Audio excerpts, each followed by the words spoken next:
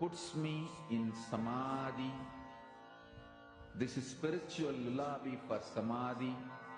And Suprabhatam, wake up song for Paramashiva in me. For Paramashiva to manifest. With this one spiritual powerful cognition, chant this Mahavagya.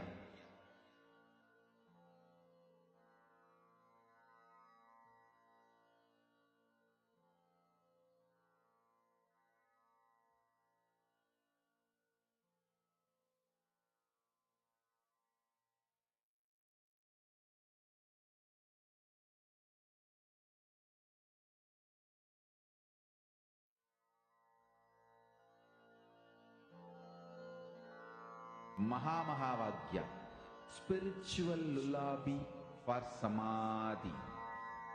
And Suprabhatam, wake up call, wake up song for Paramashiva. For Paramashiva to manifest. With this one spiritual powerful cognition, chant this Mahavagya.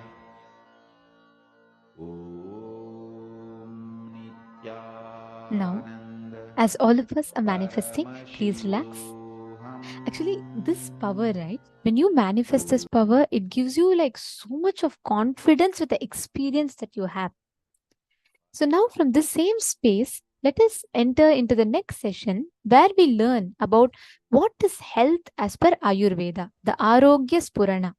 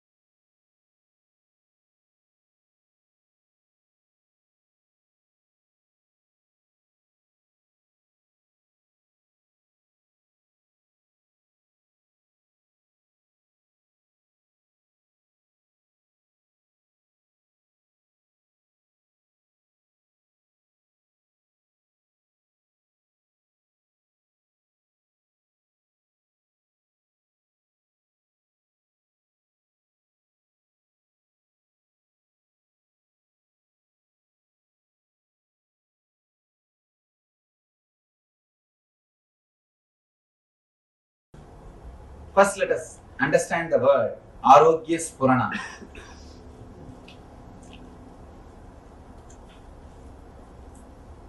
Please understand, you may think you are a great seeker, but you are seeking only well-being inside your being, inside your space. Be very clear, you do not know anything else except a peaceful feeling or a blissful feeling. That's all. Whenever that happens, you say you had a spiritual experience. So whatever you think as God, meditation, religion, spirituality, everything is nothing but peaceful or blissful feeling inside your being. As and now, we are not ease with ourselves. Some reason, I can say social conditioning or torturing yourself. The initial level society teaches you. After that, you yourself master the technique and torture yourself. This goes on till you completely destroy the body and mind. We continuously abuse the system. You have security alarm system for your house. You protect your house so much, in which hardly you spend 12 hours. Maximum in this country, you spend only 12 hours in the house. Even if you don't have work, somewhere you move around. Hardly 12 hours only people spend average in their house. For that, you have so much of protection mechanism, alarm system, and so much of cleaning and everything. But you reside in the body 24 hours continuously, but you don't have any alarm system. The only alarm system is pain. Pain is the only alarm system. But the problem is, when alarm system goes on, you work only to switch off the alarm. You don't enter into the house and see where the thief is. Why the alarm is ringing? We never go and find the root or the reason why the alarm is ringing, why the pain is happening. All we try is put some painkiller and stop the pain. It's like you just switch off the alarm. That is not going to solve the problem. If you just switch off the alarm and next day when you go, nothing will be there. Please understand, we don't have any alarm system except pain. But whenever it comes, first thing we resist the pain. We do not understand the message delivered to us through pain. Whenever pain happens to you, there is a message for you. It is just an alarm. Look into the message. What exactly the pain is trying to convey? What exactly the pain wants to tell me? What exactly I need to learn from the pain? Same way, continuously our body is giving so many messages for us. According to Ayurveda, not only according to Ayurveda, according to the truth, human body is the most sophisticated, intelligent system in the whole planet Earth. If you see 2-3 things, first thing, converting blood into blood, which every day your body does. Please take few minutes and in your notebook, write a list of pains, uneasiness or diseases which you are having. Pains. Please understand. 3 level. Pains, superficial. Irritations like a ulcer or wheezing, that type of things. Third, diseases. This 3 level, all 3 level, please write whatever you have. Even if you suspect the little slight symptoms you are having, please write it down. If you already attended some of our programs or if you already know me, you may be knowing. Whenever I make any statement, I take responsibility for that statement. Now I tell you, even though it feels too good to be true, I tell you, whatever you have written will disappear. You may think, what are you talking so much? Please understand, whatever you think as disease, whatever you names you may give, pain, disease, irritations, uneasiness, everything has got only 2-3 roots. Just 2-3 roots in your system.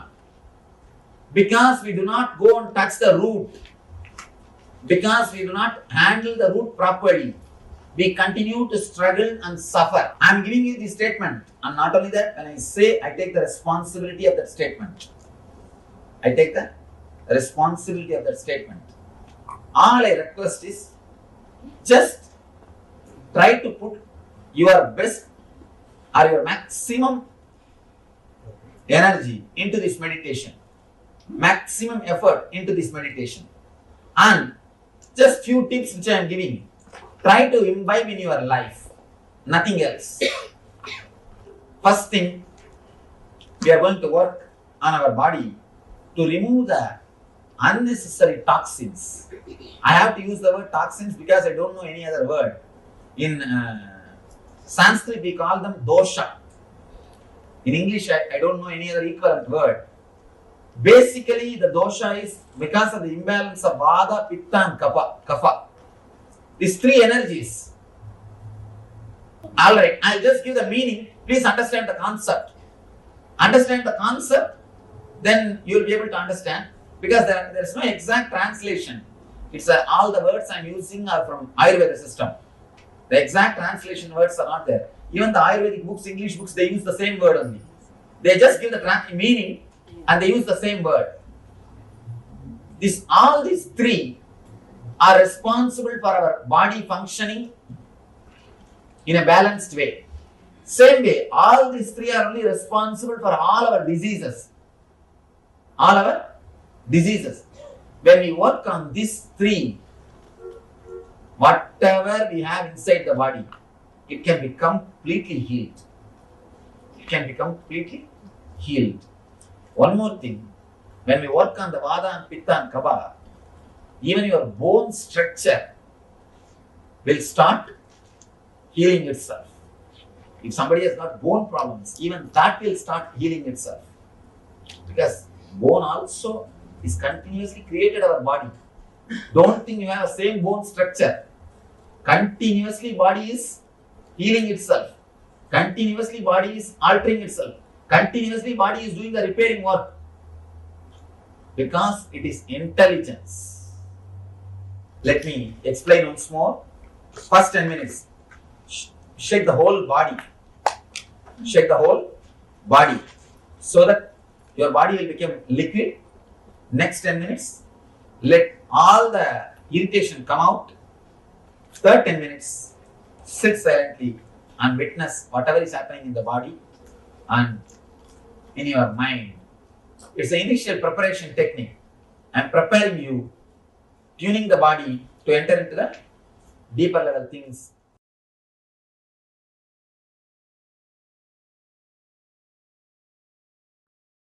Understand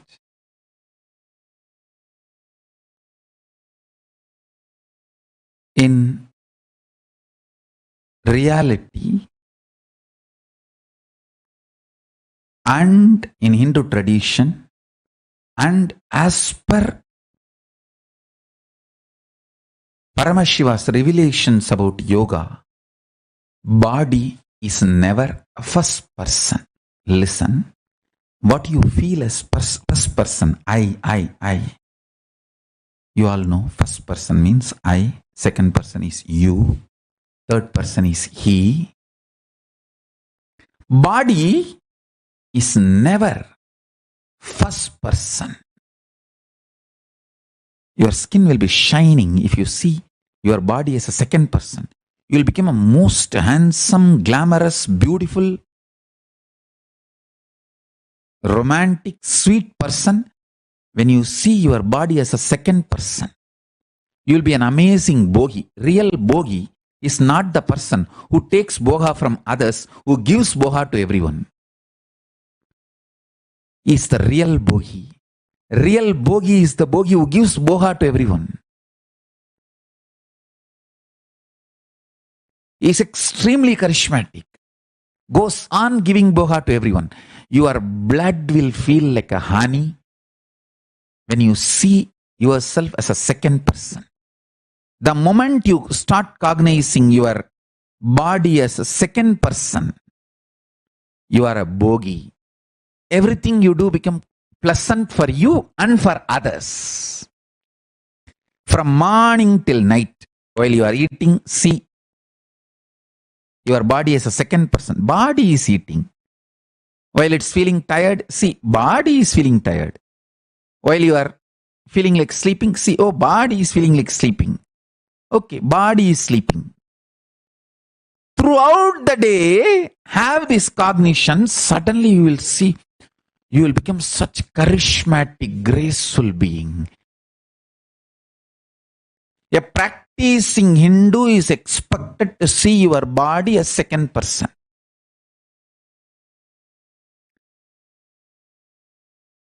Practicing yogi should cognize body as third person, not even second person. If you start cognizing your body as the third person, you will manifest all kinds of possibilities. Extraordinary yogic fiats. You will not have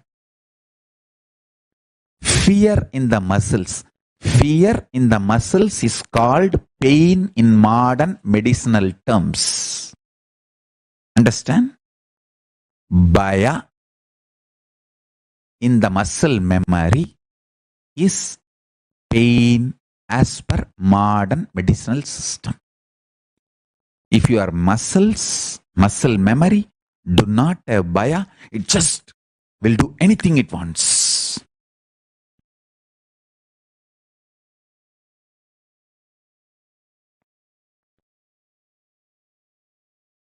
It will not have something called pain forever. Pain is bhaya in muscle memory. There is nothing concrete about pain other than the level of fear you carry in your muscle memory.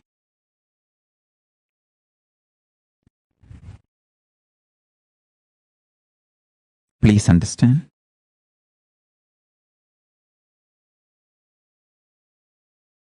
And realize this fundamental truth. The more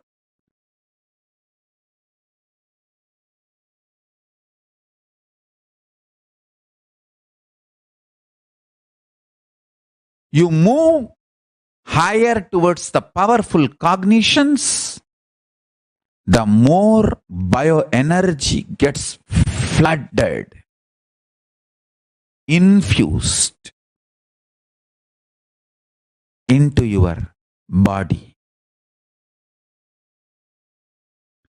All kinds of extreme yogic fiats starts manifesting in you. Yogic possibilities starts manifesting in you when you treat your body as third person. All that the archery powers Arjuna expresses. Next, seeing body as fourth person. What is that? Listen. If you see your body as a first person, you are a bogi, sick. If you see your body as a second person, you are bohi. If you see your body as a first person, you are rogi, sick. If you see your body as a second person, you are bogi, person who enjoys and gives pleasure. Very pleasant person, always pleasant, giving pleasantness to all. If you see yourself as the third person, if you see your body as the third person, you will be yogi, manifesting all the yogic fiats, yogic possibilities. If you see your body as the fourth person, what is fourth person? Means cognizing all bodies are your bodies. You can spontaneously, simultaneously operate all bodies through your will or free from the will. While you are operating the body you are holding. Just like the body you are holding, how you can operate simultaneously, spontaneously, you can operate all the bodies all the time. That is what I call incarnation. Understand? If you see your body, if you cognize your body as the fourth person, you are an incarnation. The Meenakshi Sundareshwara's body is an incarnation body. They were seeing their bodies as fourth person. Then you manifest all powers. Whoever manifests powers for those few seconds, when you manifest powers, you are in the state, you see your body, you cognize your body as fourth person. Understand? If you can read through others' third eye, if you can manifest powers through others' body, those few chanas, seconds, you are in the space of fourth person. That is why you manifest powers. Whoever manifests powers through other bodies cognize themselves as fourth person for those few seconds. Understand? Understand? Yoga is all about raising yourself next level. From the first person, move to the second person. From the second person level, move to the third person. From the third person level, move to the fourth person level. That's all is yoga. Yoga, as per Paramashiva, is helping you, supporting you, step by step, to move from the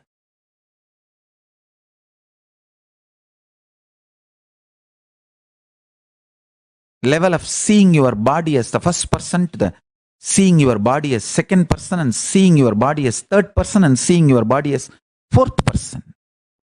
That's all the essence of yoga.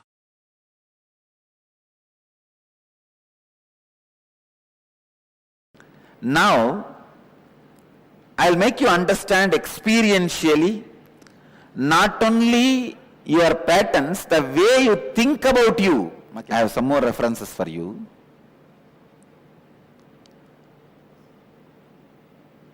More studies done in psychobiological connections. University College London scientists. Just to give you one or two references I have. They say even the blood chemicals, please understand, stress does not change just your blood pressure. You would have heard only your blood pressure is changed. If you get stressed, your blood pressure will go up. That only you know. But the psychobiological connections, the research is done in that line by the University College of London says, not just blood pressure, even the chemicals, ingredients of blood changes along with your stress level. If your stress level goes up, the poison level, the toxins level in your blood goes up. I wanted you to understand not only your patterns or engram, even the way you feel about you is very important for your health. Even if you don't have any external stress, but if you have a wrong idea about you, that itself can destroy your health. I have seen many villages.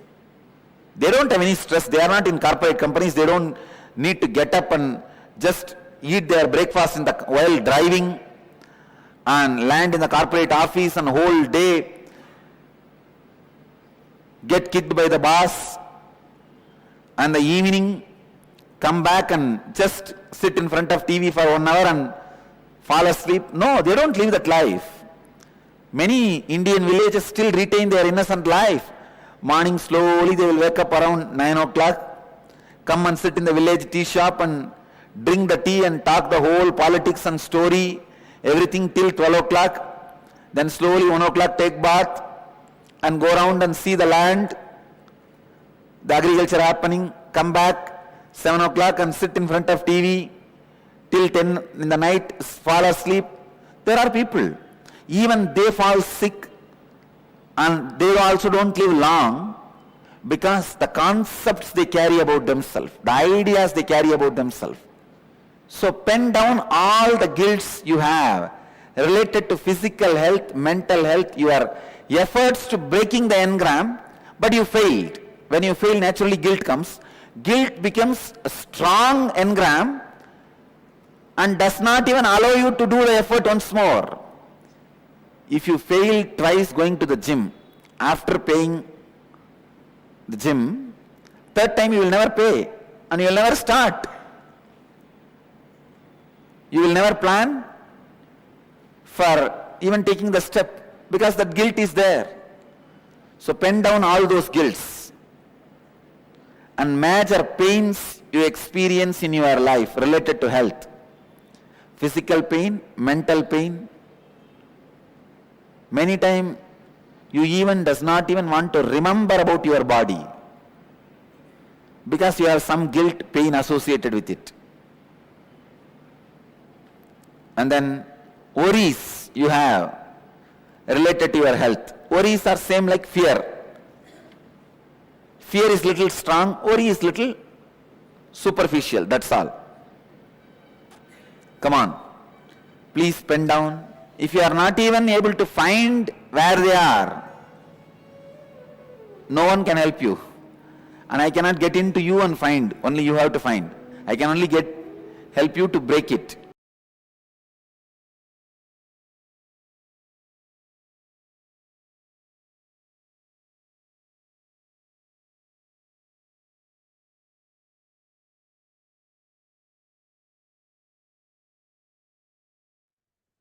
Arogya Spurana. What is exactly health? How do we manifest this health? Swamiji so beautifully revealed to us some of the most important truths about health, some of the most important understandings that one needs to have pertaining to manifesting health.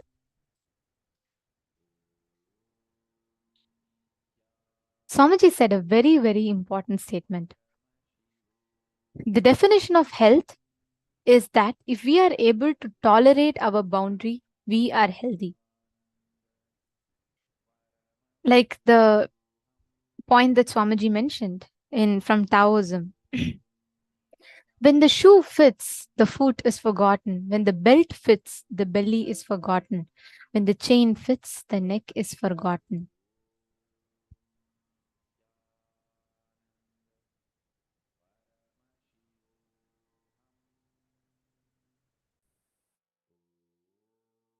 This is what all of us are right now. With our constant juggling that we have with our body is all about how we can see how, just to let me manage to live. That's all. That is what all of us currently express, experience, or define as health for ourselves. Just let me tolerate, the boundary of we being healthy. Just, okay, if I just hit that right amount, just the borderline amount of carbs that I can eat per day, if my weight is just at the tip of not getting obese, or if my health is just at the tip of not having diabetes, I'm still fine with it. As long as I can manage, that is what we currently define as health. Look back into your lives. All of us, one way or the other, define health this way in our lives. And like how Swamiji was explaining to us. Sorry, are you all able to hear me now? Like how Swamiji was explaining to us, right? The health, listen carefully, what you feel about you, not just your lifestyle habits, not just how much of what food you're eating, are you exercising or not. It's not just these things, but in your core, how you're feeling about you. That core of you, the way you feel about you, directly impacts, influences, and affects your health. The kind of ideas that we carry, the beautiful experience of Swamiji, when Swamiji was traveling in Parivrajaka, where barefoot Swamiji walked across the length and breadth of India. Swamiji went to one village somewhere near Himalaya, and so Swamiji went and asked. Swamiji saw that village that everyone were very blissful, and Swamiji saw one young man there. He was going and he was plowing the field. Swamiji went up to him and asked, "Can you tell me where the senior most people are there in this village? And I just want to talk to them." So this man said, "Oh, you want to meet the senior most people? You can meet there in that side." Then Swamiji asked, like, "What is your age?" He said that I'm just in my youth still. I'm only 80 years old. And he said that, and then Swamiji was shocked. Swamiji is like, "You're 80 years old." And he said, "Yeah, I'm in my youth still. Why are you looking at me like as if I'm so old? Go and meet. There are people who are, I'm not yet 200 years old." He said, he shows someone and says, "Go and ask that person. That person is 136 years old." Swamiji goes and sees him. That person looks very young. And Swamiji asks him, like, Swamiji tries asking him about, how come you are so young when you're already 136? And that man said, "What do you mean? I'm still in my fit age. I'm only 136. Human beings live simply for 200 years. Swamiji explains so beautifully how, because their fundamental cognition is that human beings exist for 200 years, they did not even age. Nowadays, we think already, just in previous generation, people will start feeling that I'm old when they become 60, 70, 80, 75, 70, 80, that period, they'll start feeling they're old. Nowadays, you cross 45, people start calling themselves, "Oh, I have become too old." Because that's the cognition we all start having. Understand, it's not because of the lifestyle alone. It's because of the cognitions we carry. And there's another beautiful experience of Swamiji, where like Swamiji had actually shares this in Bhagavad Gita book.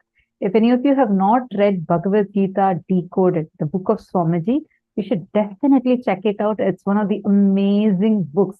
Like this, that one book can transform your entire life. It's such an awesome book. So Swamiji was going towards Madhya Pradesh. In Madhya Pradesh is a state in India. So this was also during the Parivrajaka time. 9 years Swamiji did Parivrajaka, right? Like walking barefoot across the whole of India. So he goes to a village. It's a remote village in the state of near Madhya Pradesh. And there one group of tribal group used to live over there. An indigenous group that used to live over there. Nowadays, the science is almost lost. But we are talking about when Swamiji was doing Parivrajaka. So, almost 20, 30 years before. 20 years, 35 years, almost 30 years before. So, at that time, there's this one village where everyone, like Swamiji was staying there, like under a tree in that village, and he used to only hear like giggling sounds and like happy sounds. Never he heard any kind of conflict, any kind of pain, crying, nothing, no sort of such thing was there. And there was a hut where like people used to go, like any woman, if she becomes pregnant and she goes into labor, there was one room where they'll go and give birth to a baby. So one day, Swamiji saw that there was a woman that went in, was in labor. She goes in, and in a few minutes' time, she comes back smiling with a baby. No, there was no someone to assist help or anything, and there was no pain, like no sound of even screaming, paining. Because see, the time when a woman gives birth, it's one of, like, we all know it as one of the most painful moments. Like, it's really painful. Sometimes, like, people go into a coma, like that kind of a pain a woman experiences. Here, this tribal woman is going inside, giving birth to a baby, and coming back outside along with the baby in a matter of minutes with no sound. Like, she's only happy, and she walks smiling. Walks smiling.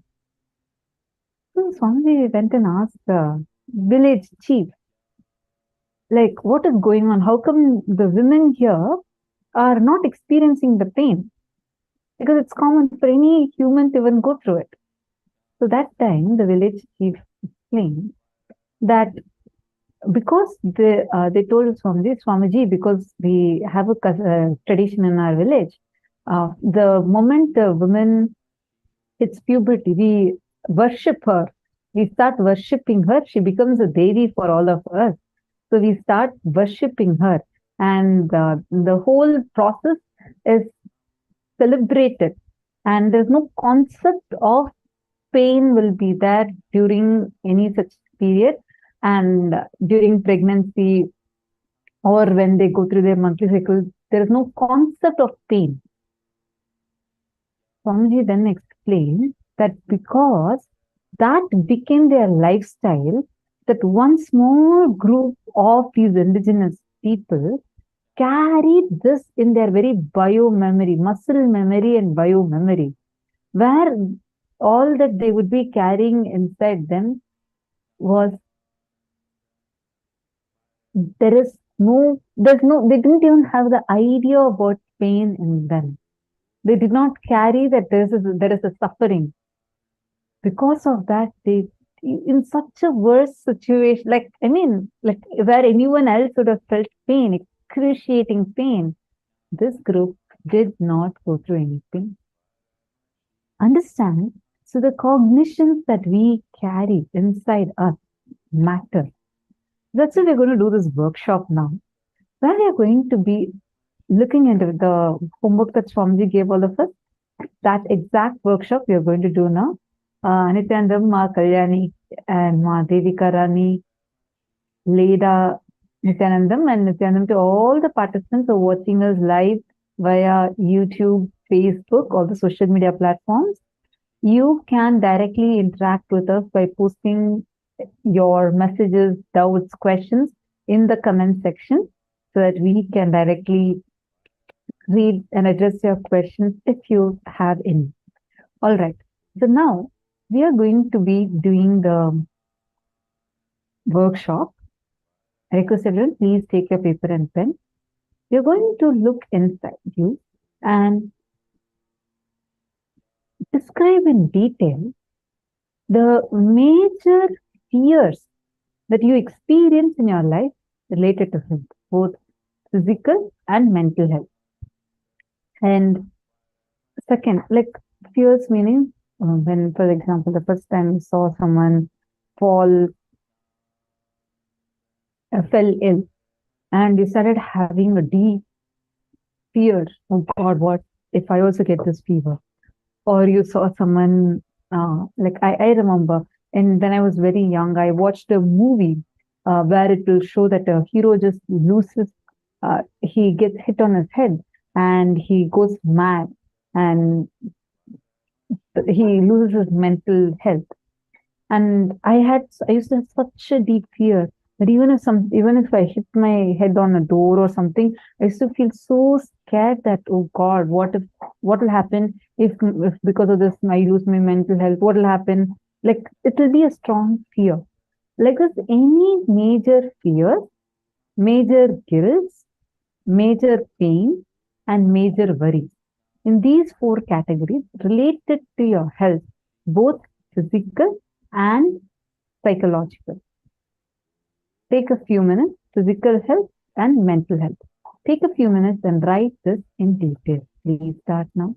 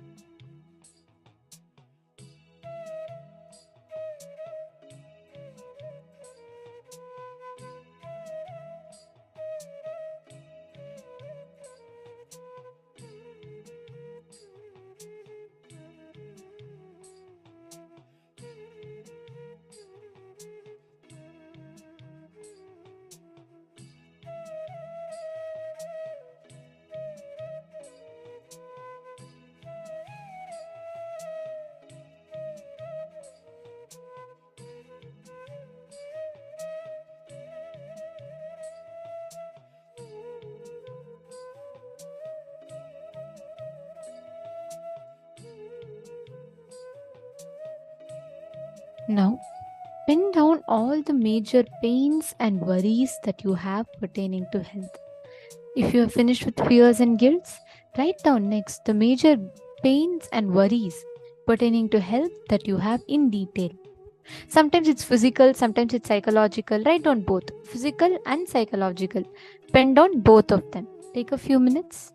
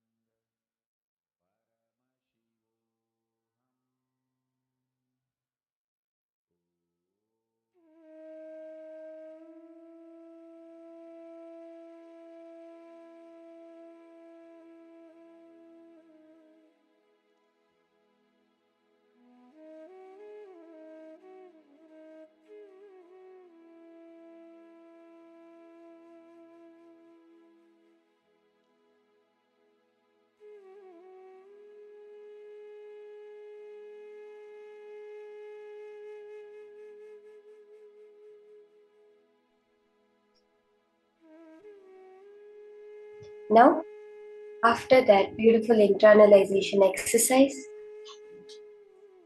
after understanding, looking in deep, understanding what our ideas about health have been up till now, diagnosing that, understanding that, completing with that. To complete with the Vata, Pitta and Kapha doshas, we are going to be now entering into a beautiful Kriya.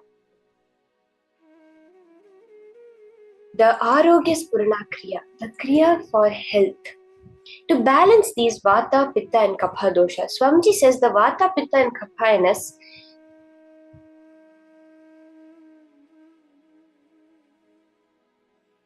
are the three components of our body. We can understand Pitta as the bile in our body, the Vata as the gas, the air element in our body, and the Kapha as the mucus, the phlegm in our body.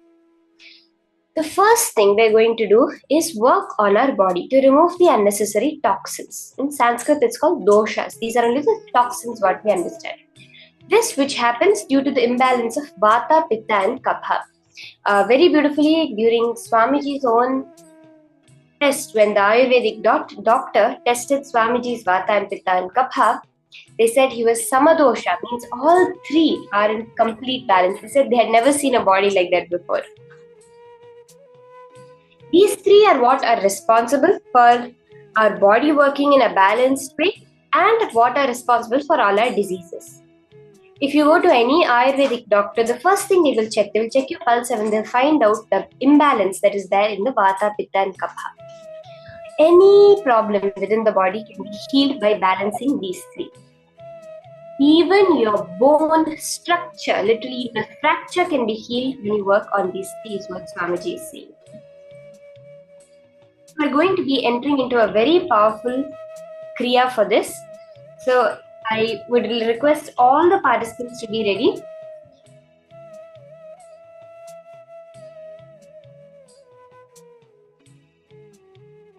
For this Kriya.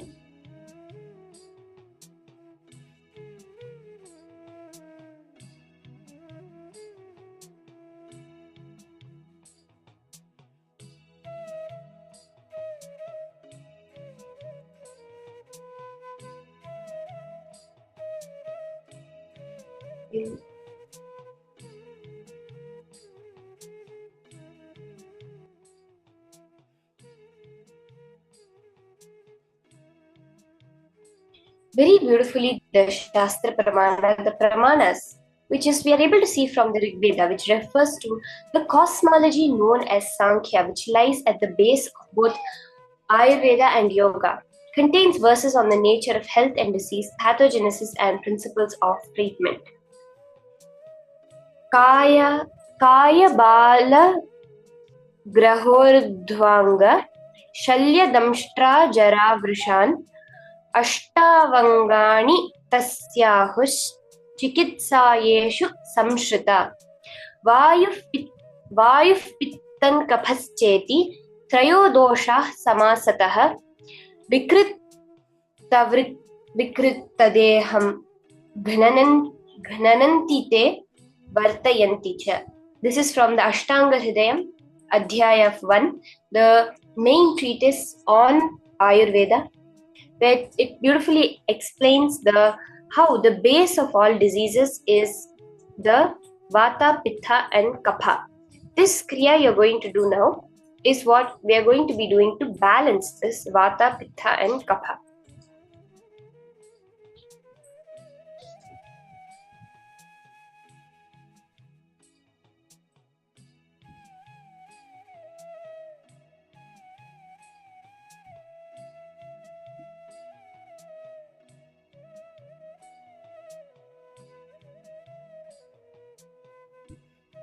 To balance this Vata, Pitta and Kapha, Swamiji has given us a very beautiful 3-step Kriya to work on the Vata, Pitta and Kapha. See, as I was mentioning, all diseases, the source is the imbalance in the Vata, Pitta and Kapha. So for all of you who are here today to manifest your health, you can keep it make sure you're doing this Kriya very intensely, very sincerely. You're going to be balancing the Vata and Pitta and Kapha. Swamiji says your Pitta is directly related to your visualization, to your breath, the breath level of you. The Vata is directly related to your verbalization, to the length level. And Kapha is related to consciousness, the decision making, the will persistence, the depth level of you. That is why if Pitta becomes too much, your visualization will be imbalanced. If your Vata becomes too much, your verbalization will be imbalanced. And if your Kapha gets imbalanced, your consciousness also goes out of balance. These three are the direct cause of all diseases and all health in your body. So let's enter into the Kriya.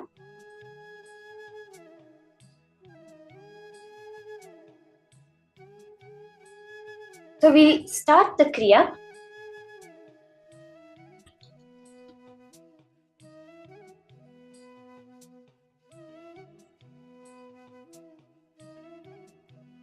The first step of this Kriya is you will be shaking your whole body. So you can stand up and start the Kriya by shaking your whole body. Your whole body will become a liquid. It will take 10 minutes. And for this first step of this Kriya, please ensure you're doing the Kriya very sincerely. This is the direct process Swamiji has given to heal your body from all diseases. So can I request all the participants to stand up and start the shaking your body intensely.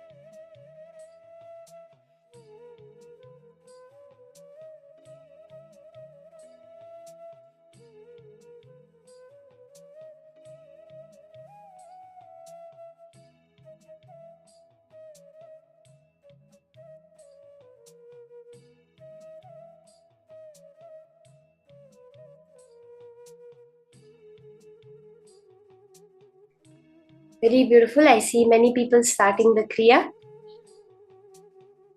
Can have all the participants do this Kriya very intensely. Shake your body. Literally let yourself become a liquid completely.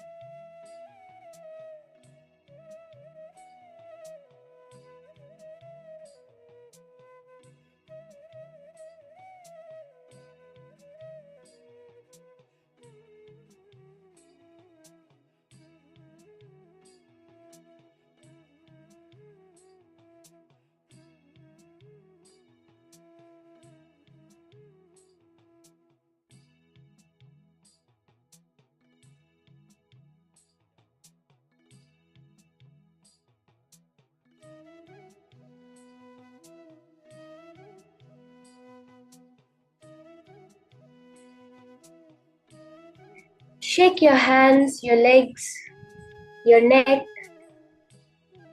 Can literally move like 1,000 snakes are in your body, like a liquid.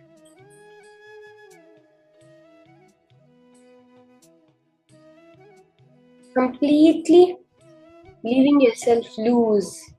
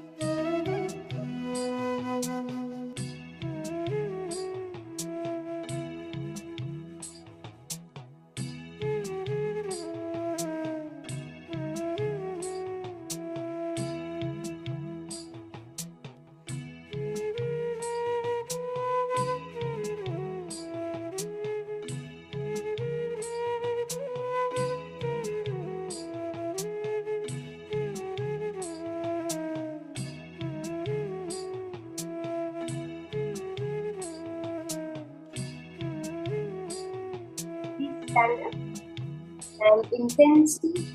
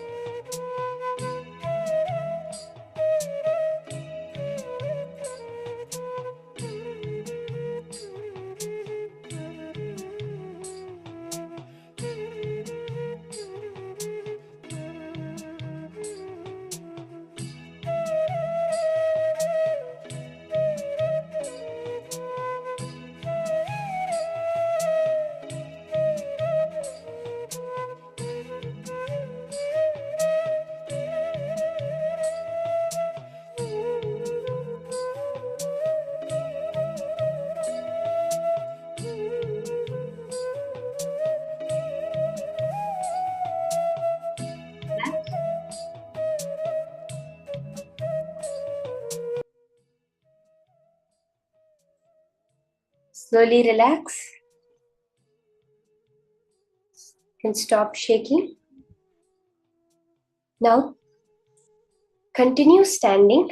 Can I request all the participants? Continue standing. Let all your irritation come out.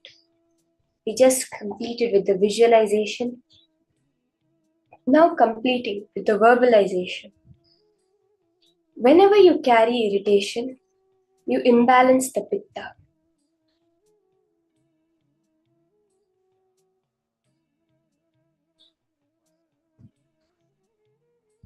Throughout all the negativity which you are carrying, empty the irritation. Let it come out in the form of shouting, crying, screaming. Whatever is arising in your inner space, let all the irritation, anger, negativity come out. This is the imbalance in the visualization, in the pitta. Just scream it. Cry, shout, any emotions arising. Completely express it. You can be rest assured the focus mode is on. Other than the acharyas, nobody can see you. So be completely free and express yourself completely. Shout, scream. Continue standing for this. Can continue standing for this round of the kriya.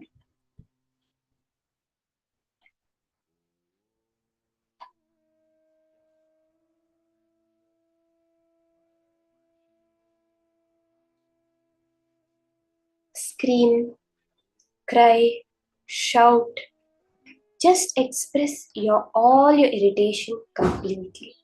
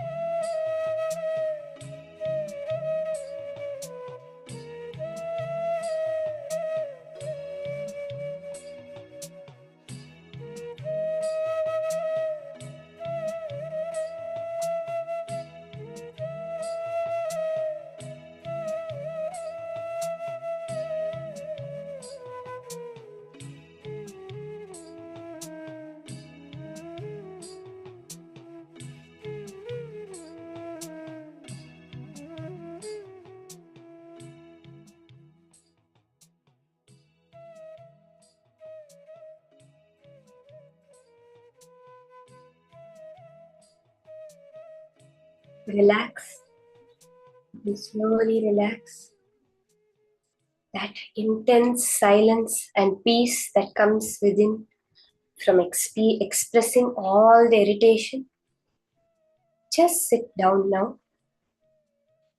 After that intensity, sit. Sit silently. Preferably sit on the floor. Witness whatever is happening in the body and the mind. Whether the irritation is continuing, silence is arising, whatever pull and push, ups and downs happening now. Witness it.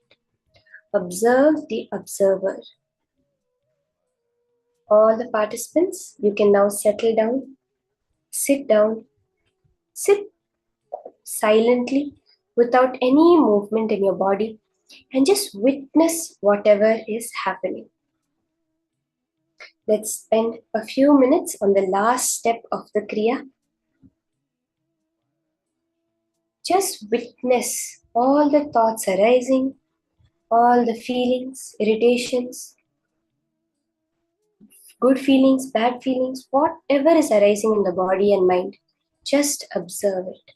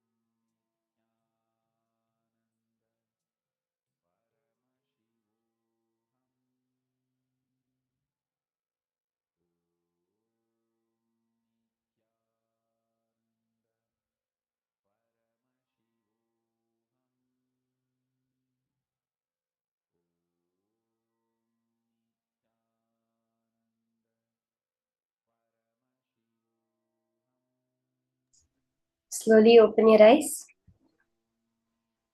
In that space of oneness, of complete silence and completion, we're going to enter into the power manifestation session now. We'll be continuing as we did in the first round, being able to identify the right medicine for any diseases.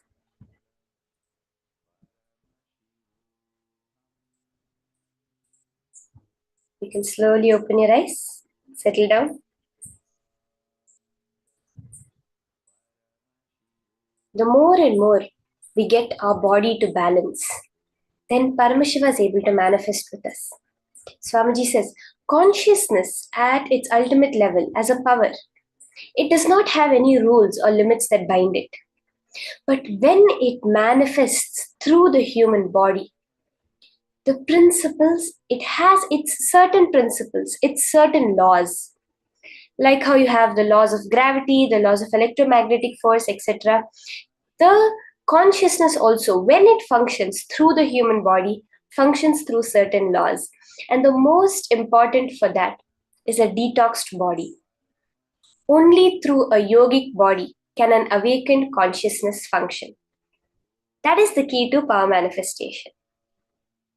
Now, let's be continuing the power of identifying the right medicine for any disease. We can all start, connect to a partner.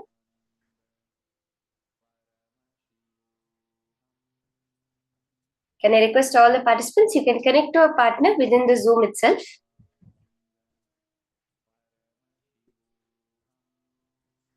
I saw Majena and Ramasamy, all of you doing the Kriya so intensely. That intensity in the Kriya itself will manifest as powers now.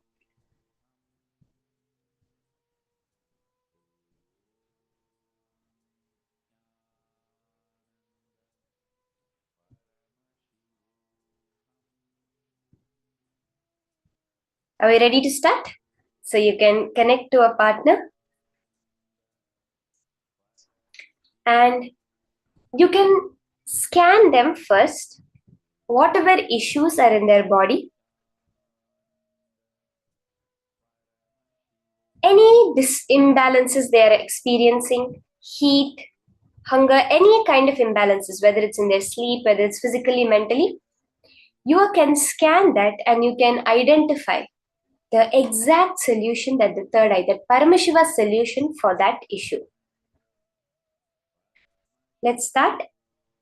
Let's all start pairing up. Ma Jayanti, Ma Julie Silla, Ma Alicia.